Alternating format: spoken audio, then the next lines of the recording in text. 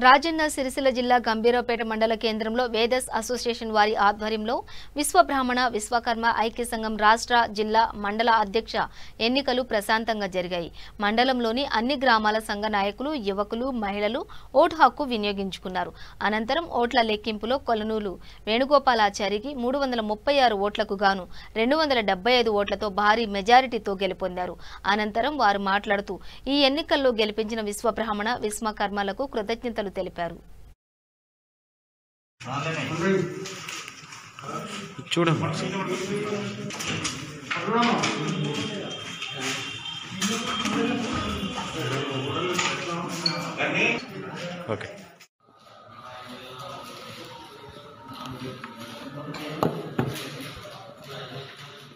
వేణుగోపాలాచారి తండ్రి పేరు కిష్టయ్య, స్వగ్రామం దమ్మన్నపేట గారు మండల స్థాయిలో జరిగినటువంటి ఈ యొక్క మండల అధ్యక్ష ఎన్నికల్లో గెలుపొందినందుకు గాను మరి ఎన్నికల ధృవపత్రాన్ని అందజేస్తూ ఉన్నాము.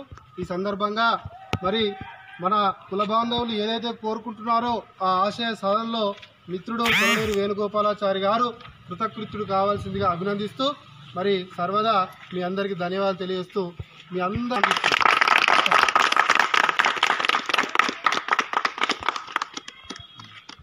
ఒక్క నిమిషం మాట్లాడచ్చు సార్. ఇంకొకరు ఇది చేసిన మన మిత్రులు బ్రహ్మచారి, వీళ్ళకి ఉద్యోగాలు రావాలని ఈ సందర్భంగా కోరుతున్నాను. మన యూత్ను ప్రోత్సహించాల్సిన అవసరం ఉంది. యూనివర్సిటీ స్కాలర్ అట పిహెచ్డీ చేస్తా ఉన్నాడు. వీళ్ళు